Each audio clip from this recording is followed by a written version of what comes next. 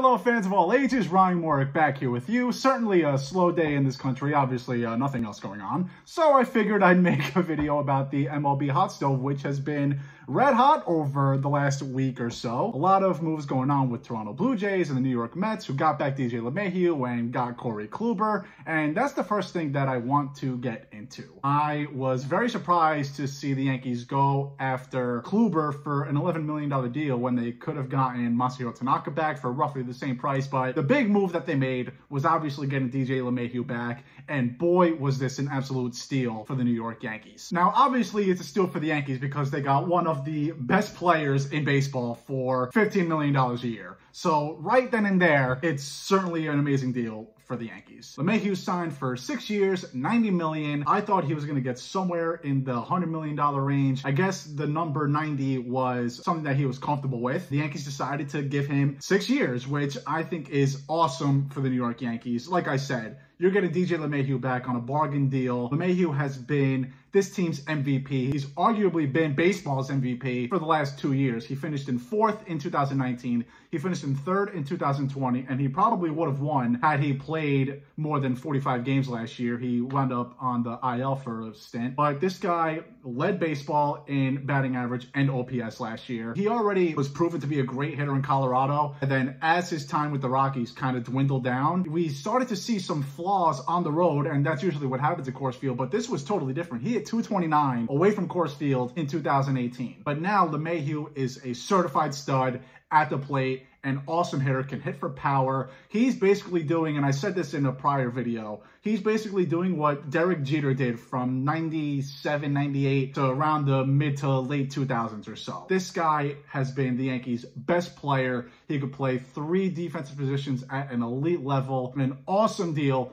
for the Yankees. And in the first post that I made regarding this, I was making a video that basically said that if the Yankees didn't get back DJ LeMahieu, it would have been okay, because if the Yankees didn't get LeMahieu, they could have gone to Michael Brantley. They could have gone another hitter and could have gone out there to get Masahiro Tanaka or Jake Odorizzi. But in this case, they got Corey Kluber along with DJ LeMahieu. This is a great move for the Yankees because not only are you getting one of the best players in baseball for cheap, but this allows them to make other moves. They can make moves for pitching help. And they probably want to get at least one more pitcher, whether it's in the rotation or in the bullpen. You take a look at this starting rotation now. You got Gerrit Cole, Jordan Montgomery, Corey Kluber, Deivi Garcia, Luis Severino when he comes back from Tommy John surgery, Domingo Germán, Clark Schmidt, Mike King, but a lot of those names are question marks. Personally, the 2 guys that I'm extremely confident in are Gerrit Cole and Jordan Montgomery. I am not ready to call Luis Severino the second best pitcher on this rotation just yet. He's proven that he can be, but he's only pitched, what, 25 innings in the last 2 years? Missed all of last season after undergoing Tommy John surgery.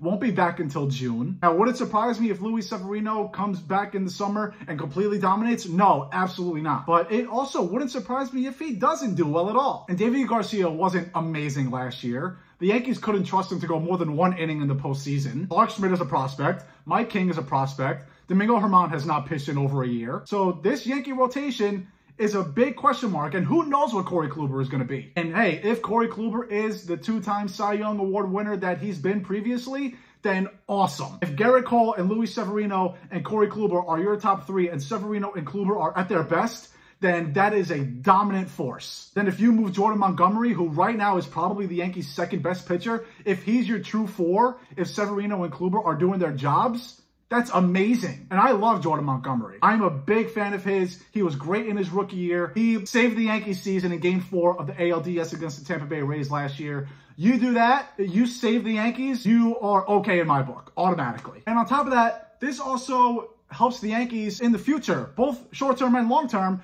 because you're going to have to pay Aaron Judge. You're going to have to pay Gary Sanchez. You're going to have to pay Luke Voit, Gleyber Torres, Gio Urshela, Clint Frazier, all these baby bombers that you've been relying on pre-arbitration and their rookie contracts, they're going to get paid soon. Judge is making $10.5 million this year. Sanchez is making about $6.5 million, and that's only going to go higher. And I've been very critical of Aaron Judge's health, but I really think that the Yankees would also be kind of silly to not re-sign this guy long-term because he's your de facto captain. When healthy, he is your best player. Aaron Judge will always be an MVP candidate for this team. An elite right fielder, arguably the best defensively, probably him and Mookie Betts on a consistent basis, and a guy who can hit 50 home runs if he's healthy.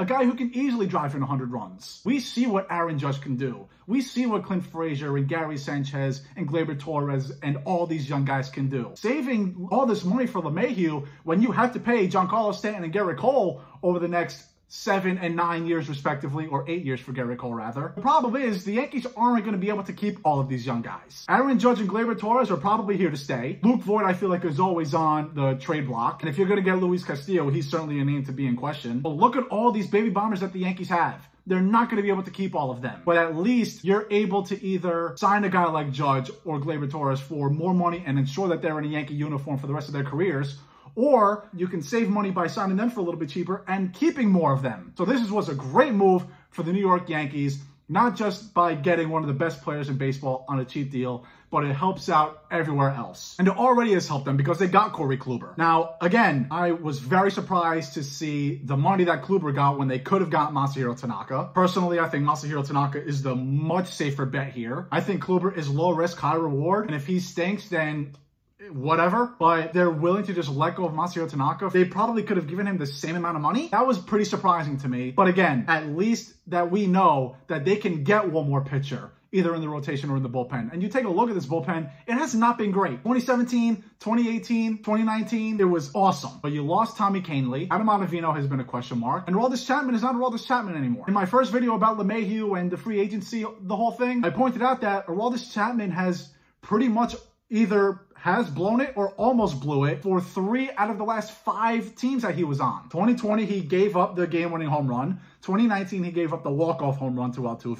2016, he gave up the game-tying home run to Rajai Davis in the World Series. Now, this is the last year of Chapman's contract, and that's another reason why they should go out there and get another reliever like Brad Hand. They have money now to acquire a bullpen arm. Now, I don't think that they're going to be able to get 2 on the free agent market, but this is where you come in with Luis Castillo trade talks and pitchers on the trade market. I don't think that they're going to be able to sign 2 pitchers. They probably need 2 more, but at the end of the day, the Yankees got their top priority and they signed a starting pitcher, which were the 2 priorities for this offseason for the New York Yankees. I don't think that they should be done. I don't think that they are done, but at least they got the 2 main focuses out of the way. Speaking of top priorities, how about George Springer going to Toronto? Awesome deal for the Blue Jays. Me personally, I would not have given them $150 million, but the Blue Jays got their guy, and they had a hole in their lineup offensively. They had a hole in their lineup in center field defensively. They got their guy. They were going to give him an offer he cannot refuse. Great job by the Blue Jays.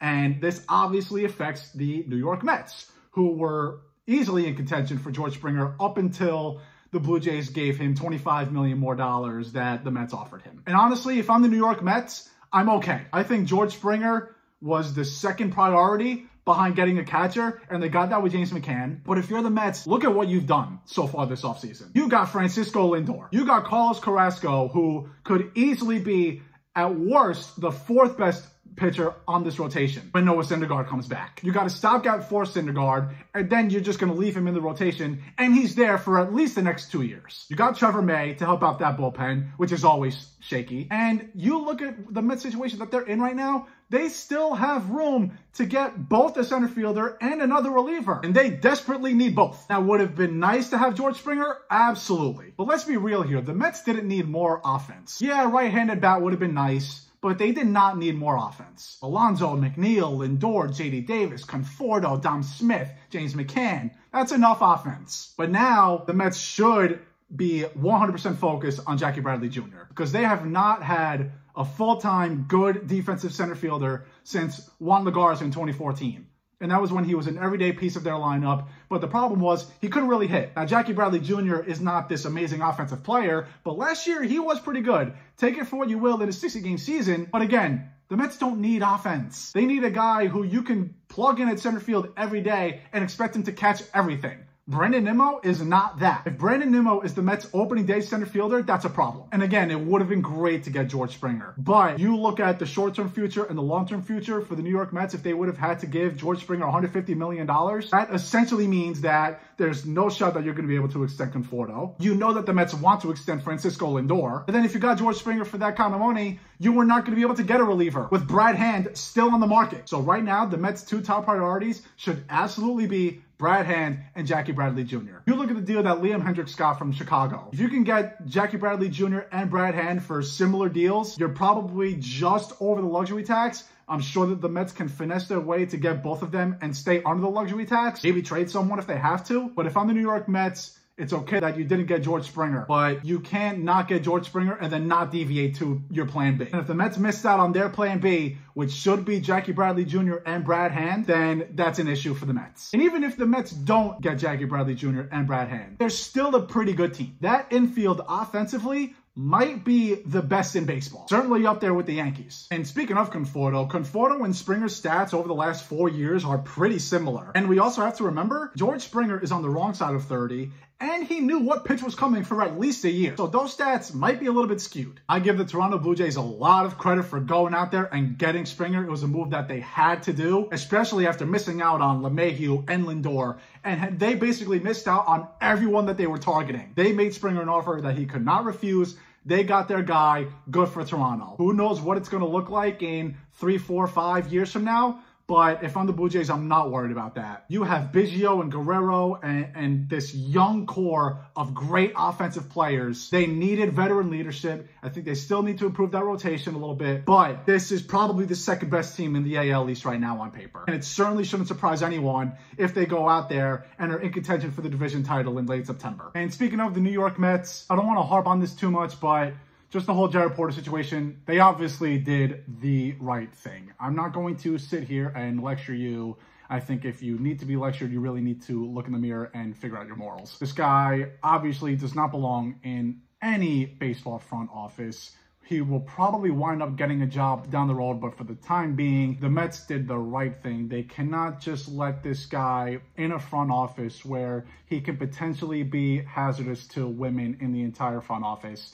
And I worked with a lot of them in that office for 2 years. I give the Mets a lot of credit for doing the right thing because unfortunately we live in a world now where doing the right thing is difficult. And I'm sure that it was not an easy situation for Sandy Alderson and Steve Cohen to be in. This guy revamped the franchise. He got Francisco Lindor and Carlos Carrasco. Jared Porter made some pretty good moves for this Mets in his 1 month there, but there are other more important things at the end of the day. The Mets acted quickly, they acted smart, and at the end of the day, whether you like it or not, and if you don't like it, again, look in the mirror, they did the right thing by letting this guy go. He is replaceable. Anyone who's going to sit here and say that it's cancel culture or any bogus like that, shame on you, because the only thing that got canceled was this woman's career, and it had no reason to be. I hate to end this on a sad note, but I wanted to get that out there. Just a quick message in case you forgot that there are other things that are more important than baseball in life. Thank you guys all for watching. The rest of the hot stove is getting hot. I just got the update that Trevor Bauer is now in the Dodgers talk, so this is going to be a fun next month or so regarding the rest of the big-time free agents. There's still a long way to go. Again, thanks for watching. See you guys next time.